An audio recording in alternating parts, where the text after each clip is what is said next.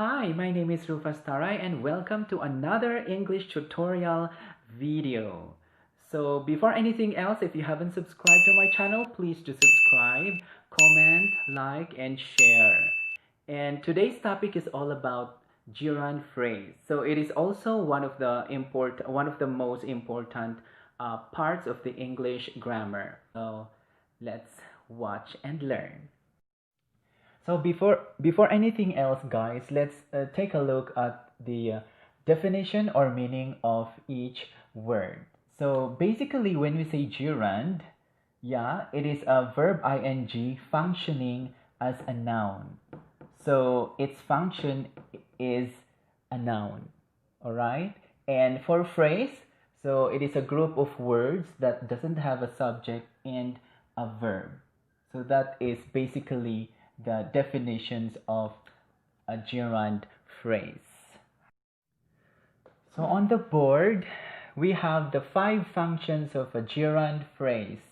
Number 1 is subject. We can use gerund phrase as a subject, as a direct object, subjective complement, a positive, and object of preposition.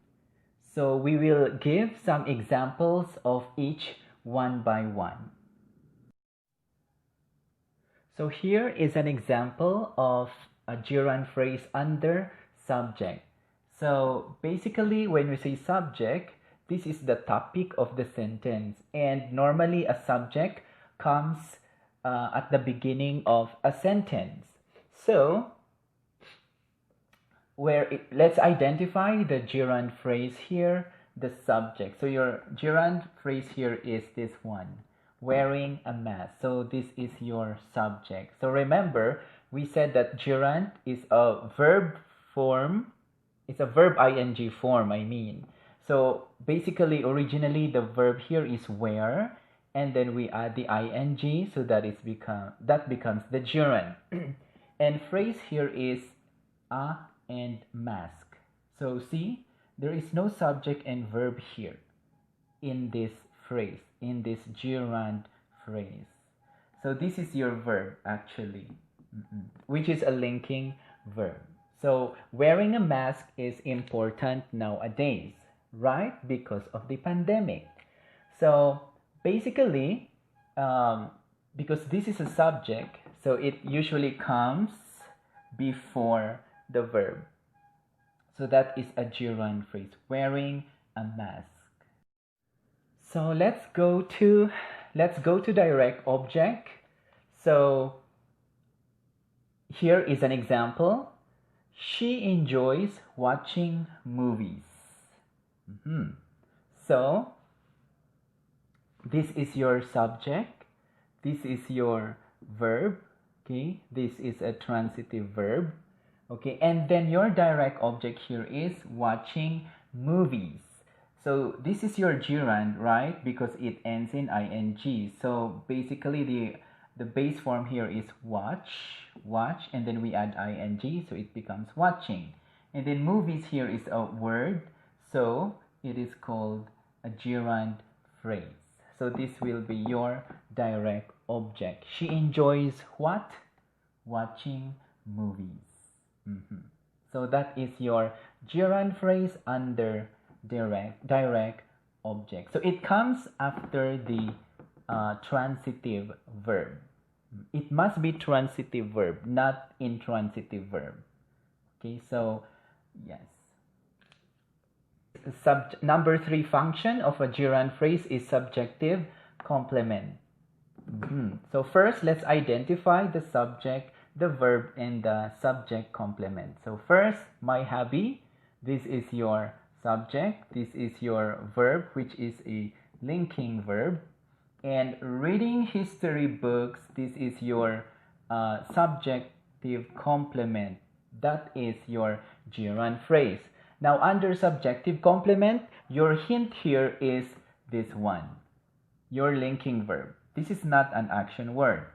So if you see a be verb here, a linking verb here, and there is an ing form here, a gerund phrase, then automatically this is your subjective complement. See, my hobby is reading history book. So this is your gerund phrase because it begins with a gerund, and there are other words here like history book. So that makes it as a gerund phrase. So, and then your verb must be a linking verb. Positive. So number 4 function is a positive. Now let's try first to identify the subject, and then the verb, and then the gerund phrase. So here we go. So here is your subject, her job. And then your gerund phrase is here. So this is your gerund phrase, and then this is your linking verb, and then this is your subject complement. Now for a positive, your hint here or your clue here is the use of this comma. Okay, so this one. So there is another comma here. So that will be your yes. Here is another comma. Yeah. So basically, so the gerund phrase is in the middle of the subject and then the verb, separated by commas. Now, here is the thing. Now we can remove this part. Even if you remove this part like this,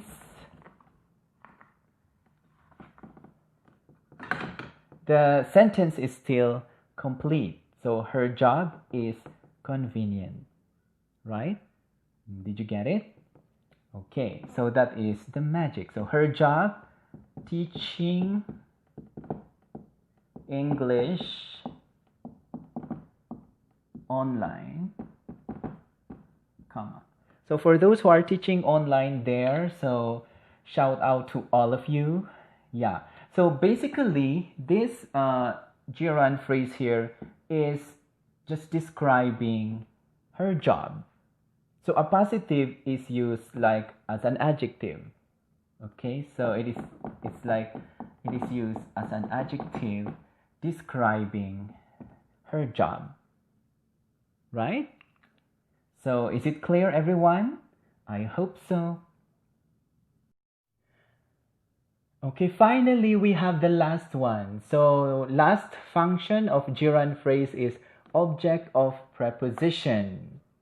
So let me read the sentence. I have difficulty in learning a new language. So let's identify first each part. This is your subject. This is your verb. Okay. And where is your gerund phrase here? So this is actually your gerund phrase. Learning a new language. That is your gerund phrase. And where is your preposition here in the sentence?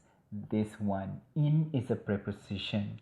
Now it is called object of the preposition because the gerund phrase comes right after the preposition in. So this is your hint. This is your clue. If you see a preposition here and then suddenly there is a verb ing here, yeah, that is the so-called object of preposition.